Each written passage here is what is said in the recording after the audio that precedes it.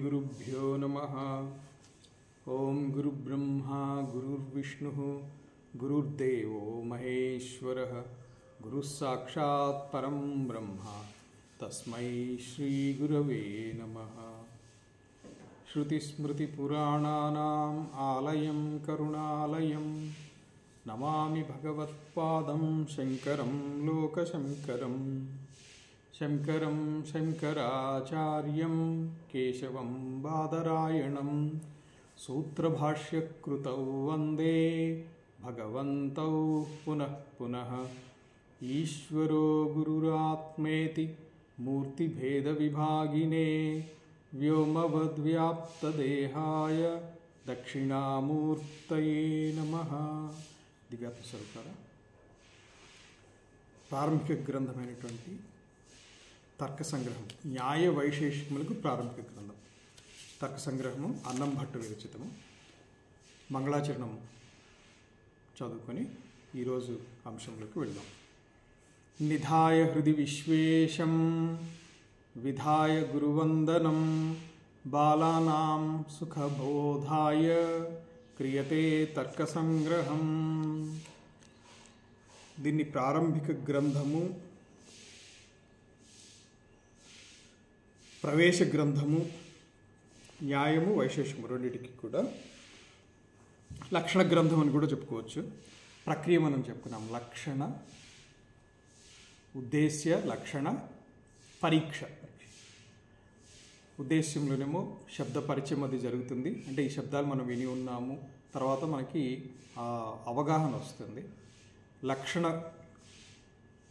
స్టేజ్లోనేమో మనము ఆ విన్నటువంటి శబ్దాల యొక్క వివరణ, విశ్లేషణ కొంతవరకు చేస్తాము. తర్వాత పరీక్ష. ఈ పరీక్షకు సంబంధించిన గ్రంథాలు కూడా చెప్పాను. న్యాయ సిద్ధాంత ముక్తావళి కానివ్వండి, దీపిక కానివ్వండి, పదకృత్య కానివ్వండి. మన దగ్గర ఉన్నటువంటి పుస్తకంలో న్యాయబోధిని, పదకృత్య ఆ రెండు కూడా ఉన్నాయి. కాకపోతే ఇవి అడ్వాన్స్డ్ స్టేజ్కి ఇంట్రెస్ట్ ఉన్నటువంటి వాళ్ళు విచారణకి వెళ్ళటానికి పనికొస్తుంది. ఇది ఎటువంటిది అని అంటే, మనం స్టార్టింగ్ స్టేజ్లో ఏదైనా ఇప్పుడు చదువుకున్నటువంటి సబ్జెక్ట్స్లో ముందుగా చాలా మటుకు తెలియదు మనకి. ఆర్గానిక్ ఎలిమెంట్స్ది టేబుల్, ఆవర్తన పట్టిక అని చెప్పి అనేవాళ్ళు దాన్ని. అందులో ఎలిమెంట్స్ అన్నీ తెలుస్తాయి. చాలా మటుకు మనకి వాటి బాండింగ్స్ కానీ, వాటి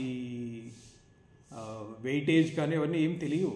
అయినా కానీ ఫస్ట్ ట్రై చేస్తాం. హైడ్రోజన్, హీలియం, ఇలా టేబుల్ మొత్తం కూడా బట్టి పెట్టేవాడు. తర్వాతకు వెళ్ళినప్పుడు ఒక్కొక్క అణువులు, వాటి యొక్క బంధాలు, ఇవన్నీ కూడా మనకి తెలుస్తుంటాయి.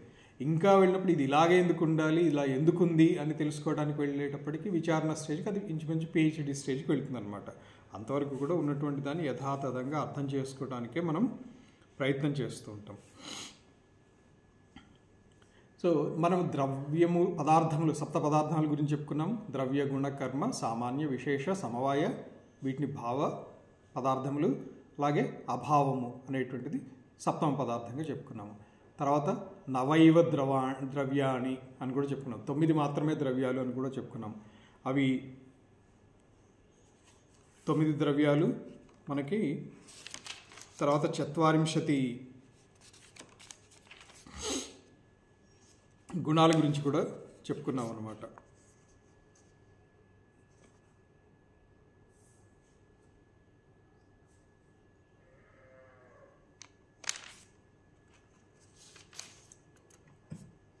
పృథివీ, జలము, తేజస్సు, వాయువు, ఆకాశము, కాలదిక్, ఆత్మ, మనాంసి, నవైవ ద్రవ్యాణి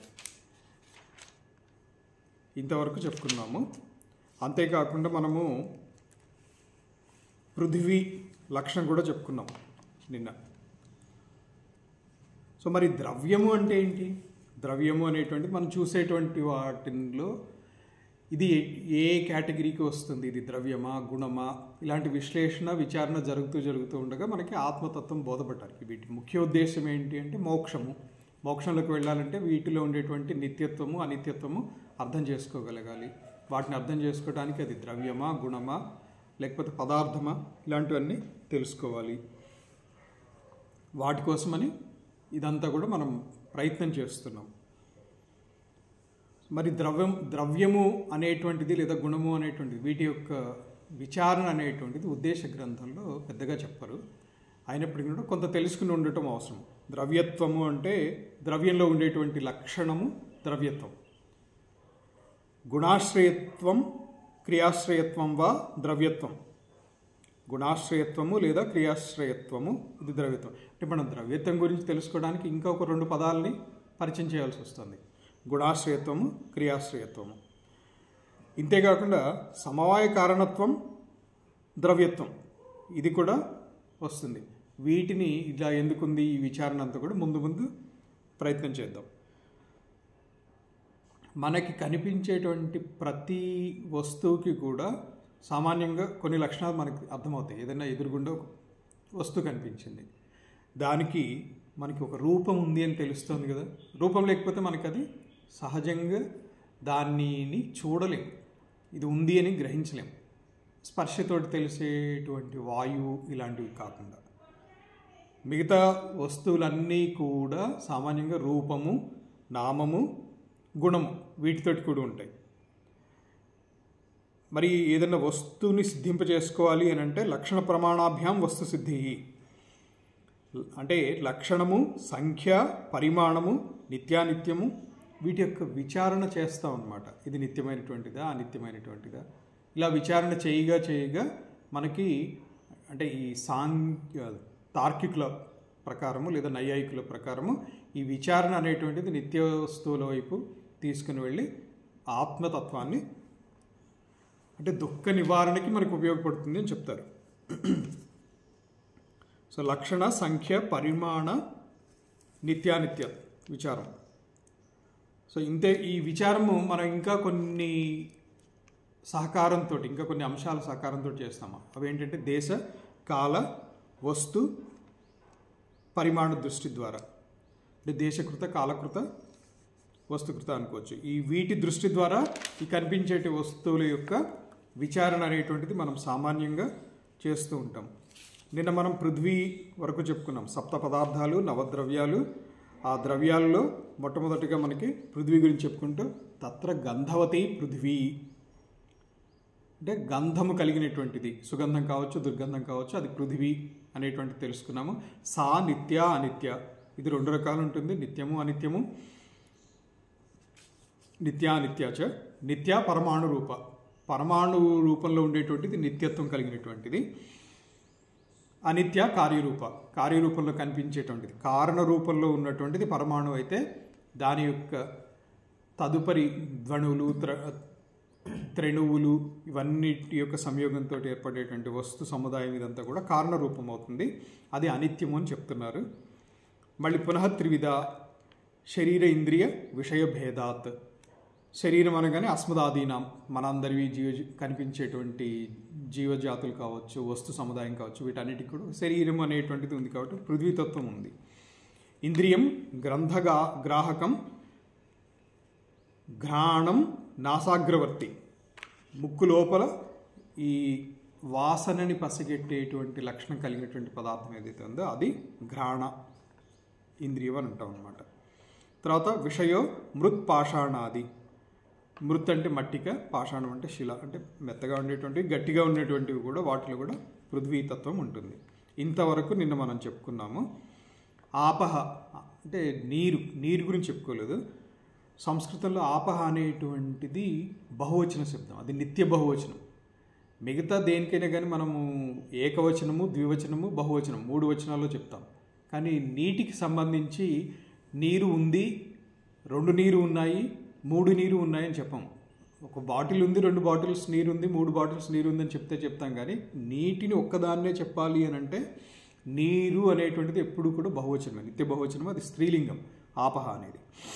అందుకనే తాద్వివిధా బహువచనం కాబట్టి సా తే తాహ ఇది ప్రథమా విభక్తి రూపాలు స్త్రీలింగానికి. సా తే తాహ, తాహ అనేది బహువచనము. తాహ ద్వివిధా నిత్య అనిత్య చ. పృథివీలాగానే ఆపహ కూడా నిత్య అనిత్య 2 రూపాల్లో ఉంటుంది, 2 రకాలుగా ఉంటుంది. నిత్య అనేటువంటిది పరమాణు రూపము, అనిత్య అనేటువంటిది కార్యరూపము. పునః త్రివిధ శరీర ఇంద్రియ విషయభేదాత్ శరీరం వర్ణలోకే. ఇక్కడ పృథ్వీలోకంలో ఉండేటువంటి శరీరానికి పృథ్వీతత్వం ఉంటుంది, వరుణలోకంలో ఉండేటువంటిది జలతత్వంతో ఉంటుంది. అది ఎలా ఉంటుంది అంటే మనం పృథ్వీ లోకంలో వాటిని మాత్రమే మనం చూడగలుగుతున్నాము. జలీయ శరీరం కలిగినటువంటి వాటిని మనము మేబీ వాటిలో ఎక్కువగా జలత్వం కలిగినటువంటిది ఉండి పృథ్వీతత్వము మిగతా అంశాలన్నీ తక్కువ ఉంటాయి.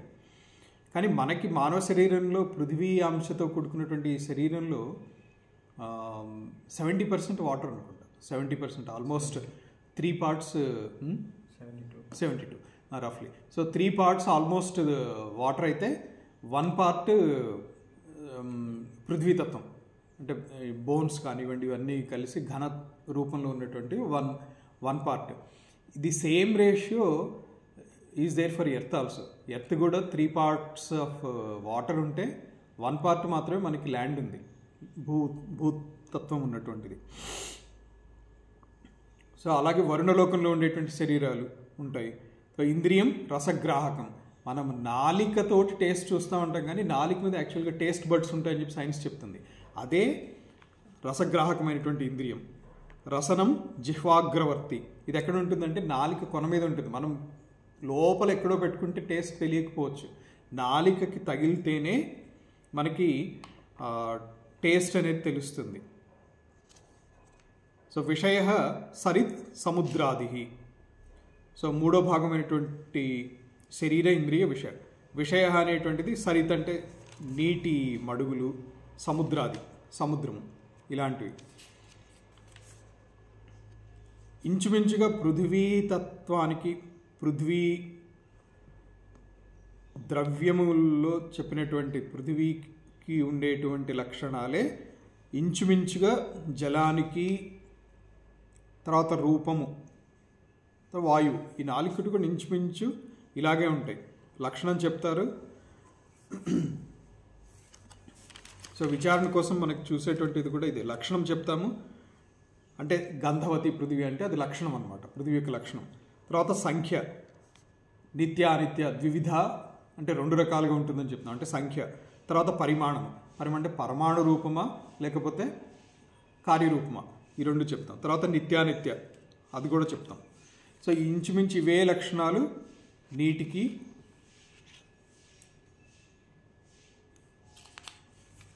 వాయువుకి, రూపానికి. రూపం అంటే అగ్నితత్వం వస్తుంది అన్నమాట.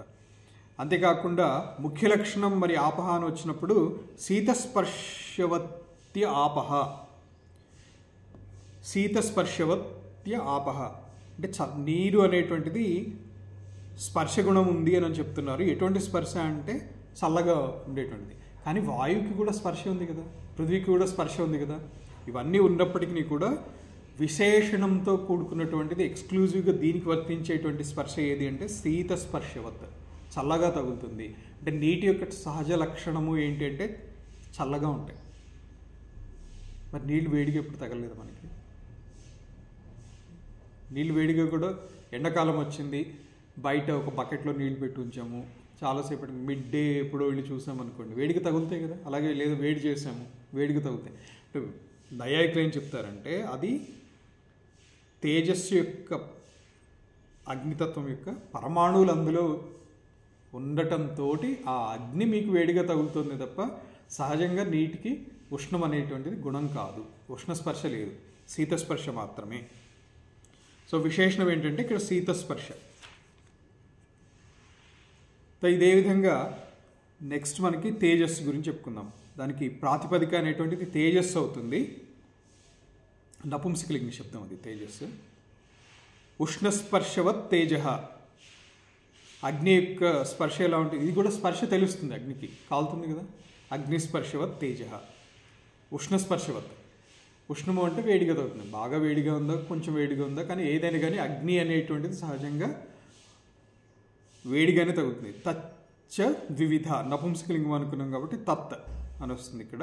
తత్తే తాని ప్రథమ విభక్తి రూపాలు దీనికి. తచ్చ ద్వివిధం, నిత్యం అనిత్యం చ.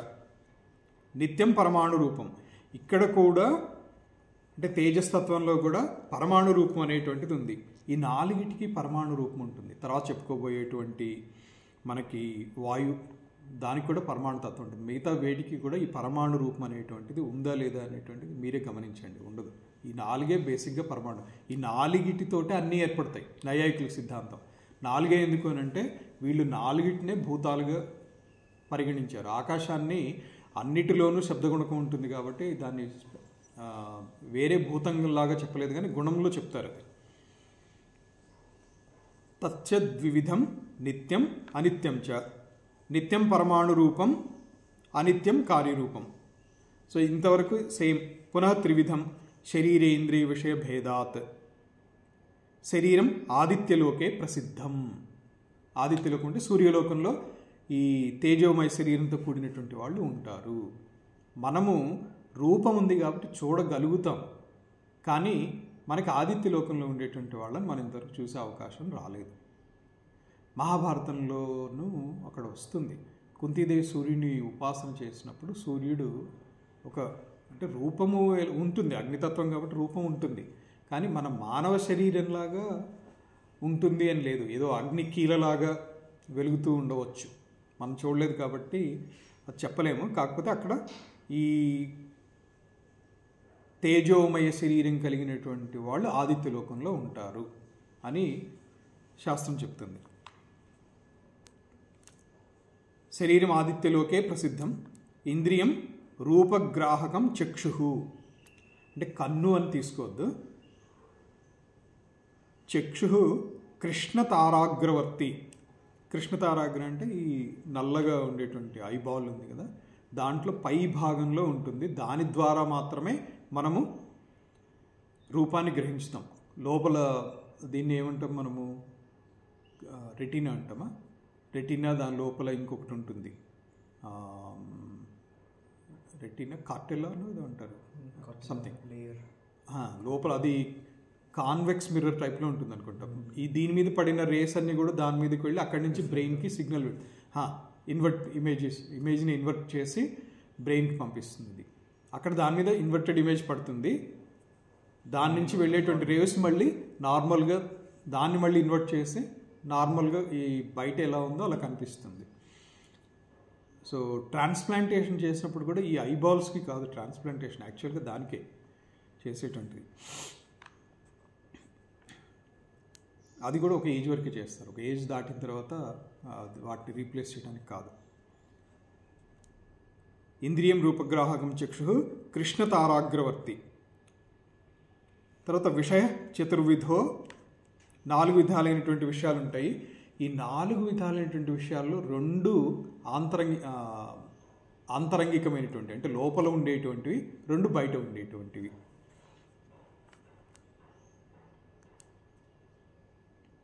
చతుర్విధో విషయ చతుర్విధో భౌమ దివ్య ఉదర్య లేదా ఔదర్య ఆకరజ భేదాత్. భౌమ అంటే భూమి నుంచి వచ్చేటువంటిది కాబట్టి భౌమ. తర్వాత భౌమ దివ్య, దేవలోకానికి సంబంధించినటువంటి లేదా దివ్యత్వం కలిగినటువంటివి అని. ఔదర్యము ఉదరంలో ఉండేటువంటిది కాబట్టి ఔదర్యము. ఆకరజం అంటే గనులలో ఖని అని ఇందులో అంటాము, గనులలో నుంచి వచ్చేటువంటిది ఏదైతే ఉందో అది ఆకరజము అంటారు. ఈ విధంగా 4 భేదాలు ఉంటాయి. భౌమం వహ్న్యాధికం, మనం భూమి మీద చూసేటువంటి అగ్ని, ఏ రకమైనటువంటి అగ్ని కానివ్వండి, ఇవన్నీ కూడా భౌమం వహ్న్యాధికం, ఈ భూమి మీద ఉండేటువంటిది. ఇది ఒక రూపం తేజస్కి. రెండోది ఇంధనం దివ్యం. ఇంధనం దివ్యం, ఈ శబ్దాన్ని మనం కరెక్ట్గా అర్థం చేసుకుంటే తర్వాత విద్యుదాది అంటే విద్యుత్ అనేటువంటి మనం వాడేటువంటి పదము ఎలక్ట్రిసిటీ, దానికి ఇంధనము water. What does it imply? అంటే వాటర్లో ఎలక్ట్రిసిటీ ఉంది అని చెప్తున్నారు కదా శాస్త్రంలో. సో ఇంధనం దివ్యం విద్యుదాది అంటే దానికి నీటిని ఇంధనంగా తీసుకుని అది ఏర్పడుతుంది. ఇది ఎక్కడ ఉంటుంది అని అంటే, ఇది చెప్పేటువంటిది వీళ్ళు తటిల్లత అంటే మెరుపులు అంటాం కదా, మెరుపులు, అది విద్యుత్. దాన్నే విద్యుత్ తీగ, విద్యుత్ మాల అని కూడా అంటారు. సో దానికి ఇంధనం ఏంటంటే అక్కడ ఉండేటువంటి వాటర్ వర్షం పడేటప్పుడే వస్తాయి, లేదా వర్షం పడే ముందు వస్తాయి ఈ మెరుపులు. అన్ని సమయాల్లోనూ రావు. దానికి ఇంధనము వాటర్. అపింధనం ఇది దివ్యమైనటువంటిది. అంటే భౌమం అయిపోయింది. భౌమం అంటే కనిపించేటువంటి అగ్ని, దివ్యం అంటే ఆకాశంలో వచ్చేటువంటి మెరుపులు ఇట్లాంటివి. ఇది రెండో రకం తేజస్సు. విద్యుదాది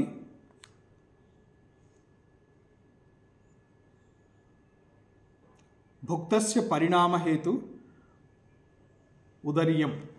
మనం తిన్నాము, తాగాము, వీటిని లోపల ఒకటి ఉండి దాన్ని డైజెస్ట్ చేస్తుంది, పరిణామము చెందిస్తుంది, అంటే మార్చుతుంది. మనం తిన్నది తిన్నట్లుగానే ఉండటం లేదు, దాన్ని డిఫరెంట్ స్టేజెస్లో తీసుకుని వెళ్ళి ఒక్కొక్క స్టేజ్లో నుంచి అందులోంచి ఏ బాడీకి కావాల్సినటువంటివి ఏమేమి కావాలో వాటిని సెపరేట్ చేసుకుంటూ పోతుంది. సో ఈ పరిణామం చెందించేటువంటిది ఏదైతే ఉందో అది ఔదర్యం. దీన్నే మనం వైశ్వానరాగ్ని అంటాం. జఠరాగ్ని, వైశ్వానరాగ్ని.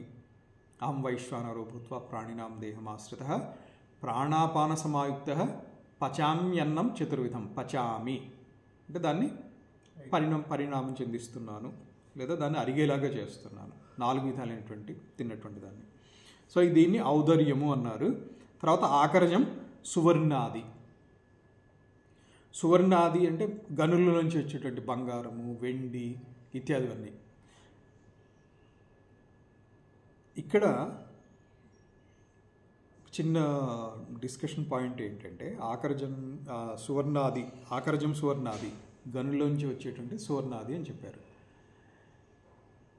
తేజస్ యొక్క లక్షణం ఏంటి? ఫస్ట్గా చెప్పినటువంటిది లక్షణం వచ్చేసేసి ఉష్ణస్పర్శవత్ తేజ. ఇదే చెప్పుకున్నాం కదా, అంటే వేడిగా తగులుతుంది.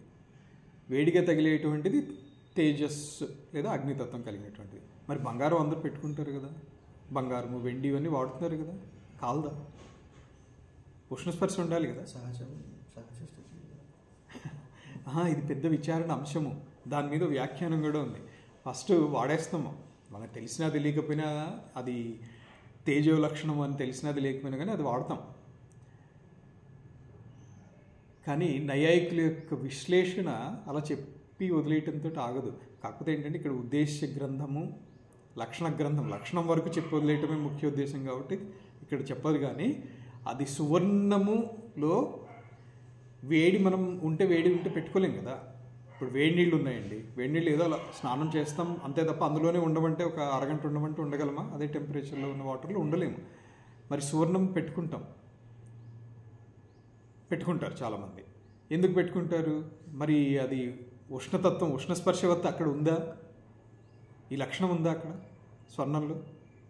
వేడి స్పర్శ ఉందా? లేదని అనిపిస్తుంది కదా. అంటే ఒక లక్షణము ఏకదేశంలో అది వర్తించటంలా, అంటే అది అవ్యాప్తి దోషం వస్తుందా? అవ్యాప్తి దోషం వస్తుంది సామాన్యంగా చూస్తే. మరి దాన్ని దోష నివారణకి దీన్ని చెప్పిన దాన్ని మరి వీళ్ళు సమర్థించుకుంటారు కదా. అంటే ఆ దాన్ని ఇందులోకి ఎందుకు కేటగరైజ్ చేయవలసి వచ్చింది? ఇప్పుడు ఈ గ్రంథాలు అనేటువంటిది ఏదో అలా ఒకసారి ఏదో ఒక నవల రాసినట్టు రాసేయలేదు. వాటిని రాసి వాటి మీద ఎన్నో చర్చలు, వాదోపవాదాలు జరిగిన తర్వాత అందరూ అంగీకరించిన తర్వాతనే ఆ గ్రంథం అనేది ప్రాచుర్యంలోకి వచ్చింది. అది అంగీకరింపబడలేదు అంటే గ్రంథం ప్రాచుర్యంలోకి రాలేదు. ఈ కాలం సంగతి కాదు, ఈ మన సనాతన ధర్మంలో ముందున్నటువంటి శాస్త్రజ్ఞులు చేసినటువంటి విధానం ఇది. సో వాళ్ళు ఆ అవ్యాప్తి దోషణ నివారణ, ఆ అవ్యాప్తి దోషం ఇందులోకి రాదు అనేటువంటిది విచారణ చేసినటువంటిది అంతా కూడా మీకు ఒకానొక గ్రంథంలో న్యాయబోధినిలో కానీ ఎందులోనో వస్తాయి ఇలాంటి విచారణలు. అక్కడికి వెళ్తే కానీ ఈ సువర్ణంలో ఉష్ణస్పర్శ ఎందుకు లేదు? అలాగే నెయ్యి ఉంది, నెయ్యి పృథ్వీతత్వం, గడ్డగట్టుకుంటుంది, కానీ వేడి చేస్తే అది కరుగుతుంది. అది ద్రవతత్వమా లేకపోతే పృథ్వీతత్వం? అప్పుడు సో ఇలాంటి విచారణలు చేస్తారు. అంత విచారణ చేసి చేసి చేసి అంటే యుక్తితో కూడినటువంటి విచారణలు చేశారు కాబట్టి వాళ్ళ సిద్ధాంతాలు ఇప్పటికి కూడా నిలబడి ఉన్నాయి. అండ్ ఇవి ప్రామాణికంగా అంగీకరిస్తారు అందరూ. ఇవి లక్షణాలు మనకు తెలుస్తాయి. కాకపోతే మనకి ఇక్కడ ఉద్దేశ్యము లక్షణం వరకు పరిశీలించుతున్నాము, విచారణలోకి ఎక్కువగా వెళ్ళటం లేదు కాబట్టి ఇవి విచారణ అంశాల కింద పక్కన పెట్టేస్తాను. అంటే they are like PhD stage అంశాలు అవి. సో ఇదంతా విచారణలోకి వస్తుంది. అంటే దీంతో ఏమవుతుందంటే లక్షణం అనేది ఒక లక్ష్యంలో లేదు. సో ఇది ముక్తావళి ఇత్యాది గ్రంథాల్లో వివరింపబడుతుందని చెప్తారు. అలాగే లక్షణము అనేటువంటి పదం వచ్చింది కాబట్టి లక్షణము లక్ష్యములో ఉండాలి. ఇది నిన్ను కూడా చెప్పుకున్నాం. లక్షణము లక్ష్యములో లేదు. ఇందులో ఉండేటువంటి 4 రకాల దోషాలు, లక్షణం లక్ష్యంలో ఉండటం లేకపోవటం. దాని గురించి 4టిలో ఏంటి? లక్షణం అనేటువంటిది లక్ష్యంలో ఉందా లేదా అనేది తెలుసుకోవటం కోసం చేసేటువంటిదే పరీక్ష అన్నాం. లక్షణం లక్ష్యే వర్తతే వా నా వా, ఇది పరీక్ష. ఇది విచార పరీక్ష. ఇక్కడ దోషాలు ఏమేమి వస్తాయంటే అలక్ష్య లక్షణత్వం, అంటే లక్ష్యములో లక్షణం ఉండాలి అనేటువంటిది మనకి కావాల్సినటువంటి విషయం. కాకపోతే లక్ష్యంలో ఉందా లేదా అనేది తెలుసుకునే కంటే ముందే అసలు ఇది అలక్ష్యంలో ఈ లక్షణం ఉంది. అలక్ష్యం అంటే లక్ష్యము కానటువంటి దానిలో ఈ లక్షణం కనిపించింది. దీన్నే మనము అతిక్రాంతమైంది అని చెప్పుకున్నాం, లేదా అతివ్యాప్తి చెందింది.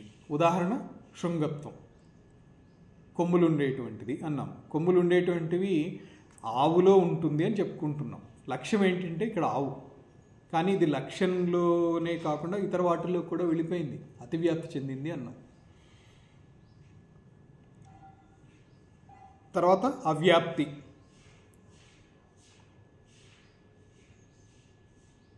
తర్వాత అసంభవత్వం, అసలు ఎక్కడా లేదు.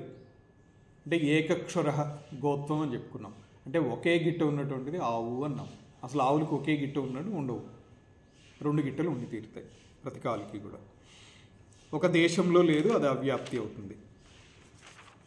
అంటే ఏంటి? ఇప్పుడు ఇందాక ఉదాహరణ కోసం మనం చెప్పుకునేటువంటి తేజస్తత్వం గురించి 4టిలో ఉంటుంది. భౌమాది అని చెప్పారు. అవేంటి? భౌమ, తర్వాత దివ్య, తర్వాత ఔదార్య, ఆకరజ. ఆకరజం అన్నప్పుడు సూర్ణ వచ్చింది. భౌమాదిలో వహ్ని, అగ్ని, అక్కడ లక్షణం సరిపోయింది. అంటే లక్ష్యంలో లక్షణం సరిపోయింది అగ్నిలో. తర్వాత దివ్యం, విద్యుత్, అక్కడ మెరుపు కనిపిస్తుంది. అక్కడ వేడి ఉందా లేదా అనేది మనం పరీక్ష చేయలేము, అది కూడా విచారణాంశమే. అది వేడి ఉంది, తేజసంశం అని ఎలా చెప్తున్నాము? రూపం ఉంది అక్కడ, కానీ ముఖ్య లక్షణం వీళ్ళు చెప్పినటువంటిది ఉష్ణస్పర్శవత్ తేజ అన్నారు. అక్కడ ఉష్ణం ఉందా లేదా ఎలా తెలుస్తుంది? మెరుపులో ఉందా లేదా ఎలా తెలుస్తుంది? ఎలా తెలుస్తుంది అంటే దానికి ఈ అవ్యాప్తి దోషం ఎందుకు రాదంటే, కొన్ని మెరుపులు వచ్చిన తర్వాత ఒక పిడుగు వస్తుంది సహజంగా. ప్రతిసారి జరగకపోయినా ఆ పిడుగు ఏదైనా చెట్టు మీద పెడితే చెట్టు కాలిపోయింది అంటే అక్కడ ఉష్ణత్వం ఉందా? అగ్నితత్వం ఉన్నట్టే కదా. అక్కడ ఆ విధంగా పరిహరింపబడి ఉండవచ్చు. ఇది విచారణాంశం కాబట్టి నేను కూడా డెప్త్కి వెళ్ళటలేదు. పైన అసలు విచారణ ఏ విధంగా చేస్తారు అనేటువంటి దానికి కొంత ఉదాహరణ ఇది. తర్వాత ఔదర్యం, ఉదరంలో ఉండేటువంటిది. ఇది కామన్ సెన్స్. పొట్ట మీద చేయబెట్టుకుని చూడండి, వేడికి తగులుతుంది. సో అక్కడ ఉష్ణస్పర్శ అనేది తగులుతుంది. అంటే లక్షణము ఈ 3 సరిపోయింది. దివ్యమైనటువంటి విద్యుత్తులో సరిపోయింది అనేటువంటిది డైరెక్ట్గా మనం చెప్పలేకపోయినా తర్వాత పడినటువంటి పిడుగు ద్వారా ఒక చెట్టు దగ్ధమైంది, లేదా ఏదో ఒకటి ఇంటి మీద పడితే ఆ ఇల్లు దగ్ధమైంది, ఇలాంటి వాటి ద్వారా అక్కడ అది రూఢిపడుతుంది. కానీ ఆకరజం, సువర్ణం, మీరు ఎంత కాల్చినా కానీ అది ద్రవత్వం పొందుతుంది, మళ్ళీ అలాగే సాగి గుణంతో ఉంటుంది.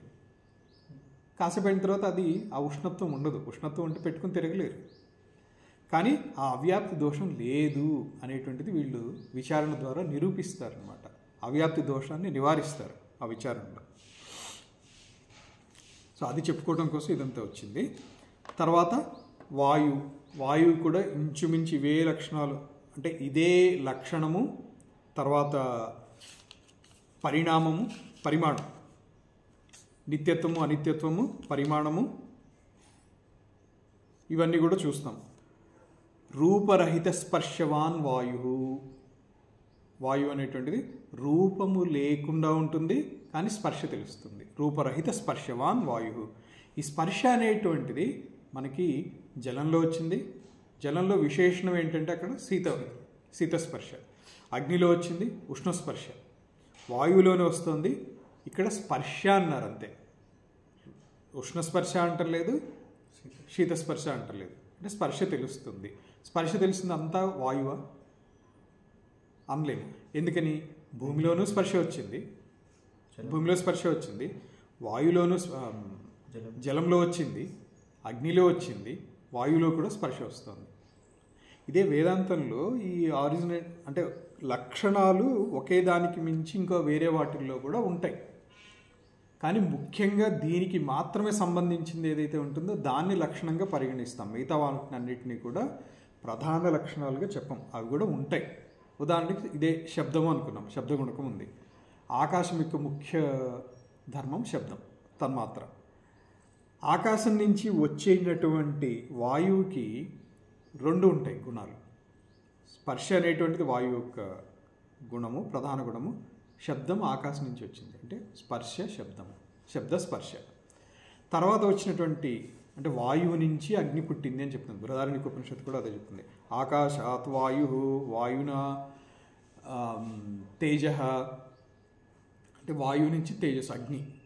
అగ్నిలోకి వచ్చేటప్పటికి రూపం అనేటువంటిది ప్రధాన లక్షణం, అగ్నికి రూపం.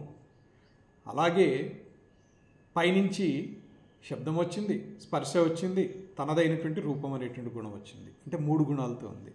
తర్వాత జలం. జలం యొక్క ముఖ్య లక్షణం ఏంటి? టేస్ట్, రసం, రసనము అంటారు, రసం అని. అంటే పైనుంచి వచ్చినటువంటి శబ్ద స్పర్శ రూప ప్లస్ రస. తర్వాత పృథివీ. పృథివీ యొక్క ముఖ్య లక్షణం గంధం. శబ్ద స్పర్శ రూప రస గంధ, వీటిని తన్మాత్రలు అంటారు. ఈ 5 గుణాలు పృథ్వీకి వస్తాయి. అంటే తర్వాత వచ్చేటువంటి వాటికి తన ధర్మము ప్లస్ పేరెంట్ ప్రాపర్టీ అది కూడా ఇన్హెరిట్ అవుతుంది. ఈ 5 లక్షణాలు దానికి ఉంటాయి. శబ్దస్పర్శ రూప రస గుణాలు, గంధములు. కాకపోతే ఇక్కడ లక్షణం కింద చెప్పినప్పుడు టేస్ట్ అని చెప్పలేదు జలంకి, శీతస్పర్శవత్ అని చెప్పారు విశేషంగా. అంటే అక్కడ విశేషణం ఏంటి? శీతస్పర్శ. దాని గుణము టేస్ట్, కానీ దాని విశేషణం ఎలా ఐడెంటిఫై చేయాలి అంటే పట్టుకోగానే శీతస్పర్శ తగిలింది. అంతేగాని ఫస్టే తీసేసేసి టేస్ట్ ఉందా లేదా అని చెప్తే, జలం టేస్ట్ ఏంటి? మధురం, తీయగా ఉంటాయి. తీయగా ఉంటుందని ఎలా నిరూపిస్తారంటే మనం ఏవేవో తినేసేసి ఎంత టేస్ట్ తెలియకపోవచ్చు. మనకి కరక్కాయ ఏంటి తెలుసు కదా, కరక్కాయ తిన్న తర్వాత వాటర్ తాగండి, లేదా ఏదైనా చేదుగా ఉన్నటువంటి తిన్న తర్వాత వాటర్ తాగండి. వీళ్ళు విచారణలో అదే చెప్తారు.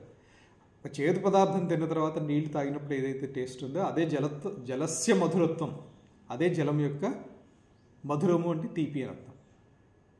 మనం హిందీలో కూడా మధురం చాహియే క్యా అంటారు. మధురం ఆవశ్యకం వా సంస్కృతంలో, అంటే చక్కెర ఆవశ్యకమా, కాఫీనో టీనో తెచ్చారు. మధురం ఆవశ్యకం వా అంటే ఇంకొంచెం స్వీట్ తేవాలా, సరిపోతుందా?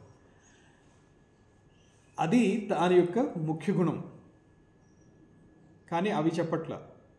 అంటే ఏదంటే ఆ వాటర్ మనకు ప్రతిదీ టేస్ట్ చూస్తూ కూర్చోలేం. ఆ బురద నీరు ఉందనుకోండి, బురద నీరులో మధురత్వం చెక్ చేయగలమా? కానీ అక్కడ శీతలత్వం అనేది తెలుస్తుంది. అందుకని శీతస్పర్శవత్ ఆపహ అని చెప్పుకొచ్చారు. సో ఇప్పుడు వాయు, రూపరహిత స్పర్శవాన్ వాయు. అంటే ఇప్పుడు ఈ గుణాలు కొన్ని ఒక దాంట్లో ఉంటాయి, కొన్ని ఎక్కువ వాటిలో కూడా ఉంటాయి. అన్నిటిలోనూ ఉండేటువంటి గుణాలు కొన్ని ఉంటాయి, అంటే మ్యాక్సిమం ఎక్కువగా ఉండేటువంటి అవి కూడా ముందు చూస్తాము. రూపరహిత స్పర్శవాన్ వాయు స ద్వివిధ నిత్యో అనిత్యశ్చ. ఇక్కడ స అన్నాడంటే ఇది పుంలింగ శబ్దం.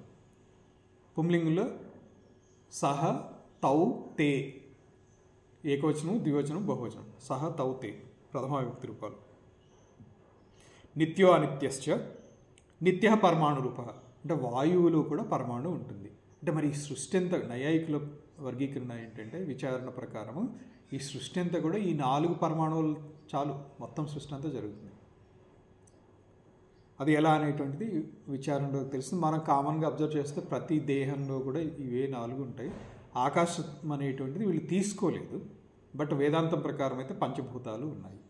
ఈవెన్ సాంఖ్యం ప్రకారం కూడా పంచభూతాలు ఉన్నాయి. నైయాయికులు మాత్రం 4 భూతాలని పరిగణించారు. నిత్య పరమాణు రూప, అనిత్య కార్యరూప, పునః త్రివిధ. పునః త్రివిధ అంటే శరీరేంద్రియ విషయభేదాత్. శరీరం వాయులోకే, అంటే వాయులోకం అనేటువంటిది ఒకటి ఉంది. అక్కడ ఉండేటువంటి శరీరాలు వాయు అంశతోటి, ప్రధానంగా వాయు అంశ కలిగి ఉంటాయి. తర్వాత ఇంద్రియం స్పర్శగ్రాహకం త్వక్. స్పర్శ దేని ద్వారా తెలుస్తుంది మనకి? చర్మం మీద ఎక్కడ వేడి నీరు పడినా కూడా ఇది వేడిగా ఉందనే చెప్తాం. సర్వశరీరవర్తి, శరీరం అంతా కూడా వ్యాపించి ఉంటుంది. విషయో వృక్షాది కంపన హేతు, ఇది 2 రకాలు ఉంటుంది.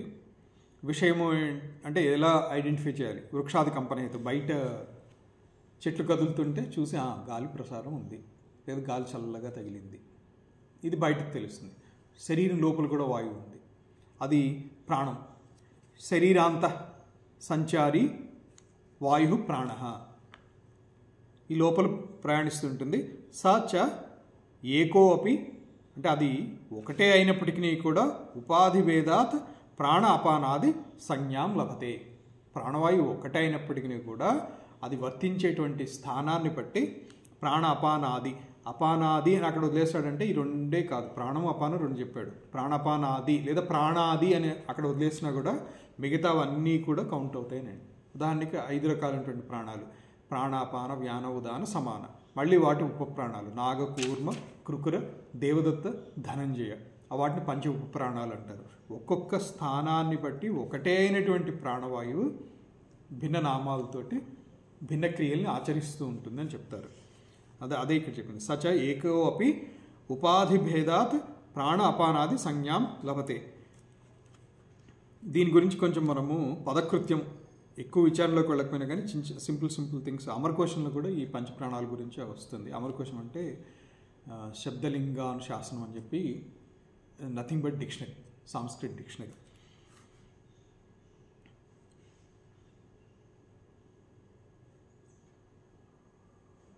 వన ఆది వారణాయ విశేష్యం. ఒక ధనంజయ వారణాయ సంచారితి ఉపాధీతి, ఉపాధులు గురించి అక్కడ వచ్చింది. తర్వాత మామూలుగా అయితే ముఖనాసికాభ్యాం నిర్గమన ప్రవేశనాత్ ప్రాణ. ఇక్కడ ఏంటంటే సుఖనాసికాభ్యాం అంటే ఎఫర్ట్లెస్గా కూడా మీనింగ్ తీసుకోవచ్చు. ముఖనాసికాభ్యాం అని చెప్పి ఒక్కొక్క చోట రావచ్చు, బట్ ఇక్కడ పాఠాంతరం తీసుకున్నా కూడా సుఖనాసికాభ్యాం. మనం తీసుకునేటువంటి ప్రాణవాయువు ఎఫర్ట్ ఏం పెట్టం మనం. ఎఫర్ట్ పెట్టేది దేనికంటే ఆపటానికి, కాసేపు బంధించి ఉంచాలి. కుంభకం చేయాలంటే మనం ప్రాణాన్ని ఆపుతాం. అదర్వైజ్ మనం నిద్రపోయినా స్పృహ కోల్పోయినా కూడా శ్వాస అనేటువంటిది జరుగుతూ ఉంటుంది. సో సుఖనాసికాభ్యాం నిర్గమన ప్రవేశనాత్ ప్రాణ. నిర్గమన ప్రవేశన అంటే పీల్చుకోవటము, ఇన్హేల్ అండ్ ఎక్సెల్ 2.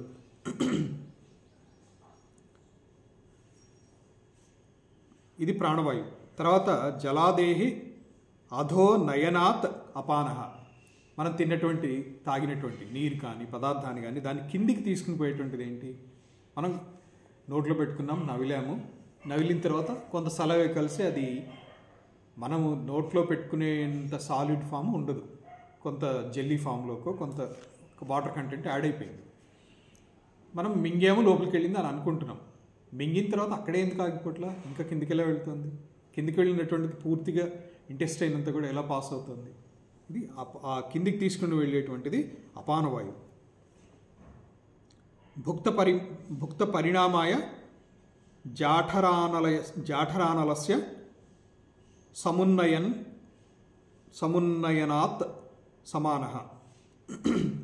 మనం తిన్నటువంటి దాన్ని పరిణామం చెందించి జఠరాగ్నితో కలిసి పనిచేసేటువంటిది సమానవాయువు, సమాన. అన్నాదేహి ఊర్ధ్వనైనాత్ ఉదాన. అంటే దీంట్లో నుంచి, అంటే తిన్నటువంటి దాంట్లో నుంచి మెయిన్ బాడీకి ఏం కావాలో వాటిని తీస్తుంది. దాన్ని శరీరం అంతా కూడా స్ప్రెడ్ చేయాలి కదా. దాని నుంచి ఎనర్జీ వచ్చిందా లేదో ఏదో వచ్చినాయి, ఆ వచ్చినటువంటి దాన్ని శరీరం అంతా కూడా ఈక్వల్గా డిస్ట్రిబ్యూట్ చేయాలి. ఆ డిస్ట్రిబ్యూట్ చేసేటువంటిది ఉదానవాయువు. సో ప్రాణం అయిపోయింది, అపానవాయువు అయిపోయింది, సమానవాయువు అయిపోయింది, ఉదానవాయువు అయిపోయింది. ఇంకా మిగిలింది ఏంటి అంటే వ్యానవాయువు. నాడీముఖేషు వితననాత్ వ్యాన. అన్ని నాడుల్లోనూ కూడా ప్రసారం చేస్తూ ఉండేటువంటిది వ్యానః. పైకి తీసుకుని వెళ్ళేటువంటిది ఉదానః. అయితే అన్ని నాడీ వ్యవస్థ ద్వారా ప్రసారం చేసేటువంటిది వ్యానః. ఈ విధంగా ఒకటే అయినటువంటి ప్రాణం భిన్న భేదాలతో ఉంది. తర్వాత ఇంతవరకు ముఖ్య భూతాలు చెప్పారు. తర్వాత ఆకాశం గురించి చెప్తున్నారు. శబ్దగుణకం ఆకాశం తచ్చ ఏకం విభు నిత్యం చ. విభు అనేటువంటి పదం మొట్టమొదటిసారిగా వస్తుంది. దీని లక్షణం ఏంటి అనేటువంటిది కూడా చూద్దాము. శబ్దగుణకం ఆకాశం యొక్క ప్రధాన లక్షణం ఏంటంటే శబ్దము ఒక చోటు నుంచి ఇంకొక చోటికి వెళ్ళటానికి ఏదైతే వ్యాక్యూమ్ అని అంటారో సైన్స్లో, శబ్దము unless there is a media sound will not travel. అది ప్రూవెన్ అనమాట. ఆ మీడియా ఏదైతే ఉందో అదే ఆకాశం ఇక్కడ. సో ఆకాశం ఇప్పుడు ఎక్కడుంది? అంతటా ఉంది. అవకాశం ఇచ్చేటువంటిది ఆకాశం అంటారు. తచ్చ ఏకం విభు నిత్యం చ.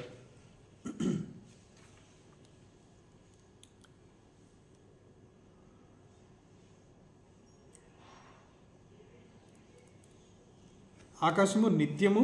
విభు అంటే ప్రస్తుతానికి ఏం అర్థం తీసుకోండి అంటే సర్వవ్యాపకము. అన్ని సమయాల్లోనూ ఉంటుంది. ఇప్పుడు ఉంది, తర్వాత లేదని లేదు. విభు ఎప్పుడు ఉండేటువంటిది సర్వవ్యాపక లక్షణం కింద తీసుకోండి. అంతటా ఉందా లేదా? ఉందే లేదంటే ఉంది, తెలుస్తుంది. తర్వాత కాలం. కాలం అనేటువంటి అసలు దీని మీద పెద్ద డిస్కషన్ ఉంది. Does time exist or not? కాలం ఉందా? ఉంది అని అంటే ఇక్కడ కాలానికి చంద్రమండలం మీదకి వెళ్ళినప్పుడు కాలానికి తేడా ఉంది అంటే కాలం ఒకటి కాదు. అసలు కాలం ఉందా అనేటువంటి దానికి కూడా వీళ్ళు ఏం చెప్తారో చూద్దాం. నైయాయికులు అంటే ఇప్పుడు ఈ డిస్కషన్స్ రీసెంట్గా వచ్చినవి కాదు, ఒకప్పుడు కూడా ఉన్నవే. కాలం అనేటువంటి దాన్ని ఒక పదార్థం కింద తీసుకోవాలి, ఒక గుణం కింద తీసుకున్నారు. 24 గుణాల్లో కాలం గురించి తీసుకున్నారు, ద్రవ్యం కింద తీసుకున్నారు. అతీతాది వ్యవహార హేతు కాల. ఒకవేళ సమయం 1 అవర్ అయితే ఇండికేట్ చేయండి. అతీతాది వ్యవహార హేతు కాల. వ్యవహారం అంటే ఇచ్చిపుచ్చుకోవటం అనుకుంటాం సామాన్యంగా. కాదు, అర్థమయ్యేటట్టుగా శబ్ద ప్రయోగం ఏదైతే ఉందో ఇదే వ్యవహారం.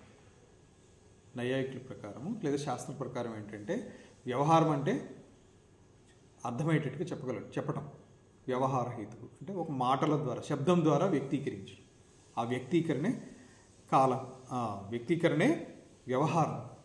తే అతీతాది వ్యవహార హేతు. ఇక్కడ అతీతాది, ఆది అని ఎప్పుడైతే వస్తుందో అదొక్కటే కాదు, దాని వెనకాల ఉన్నటువంటి ఆ చైన్ అంతా కూడా దాంతో మనం పరిగణించాలి. ఉదాహరణకి ఆకాశాది పంచభూతాలు అన్నారు, లేదా ఆకాశాది భూతములు అన్నారు, లేదా ఆకాశాది అని వదిలేశారు.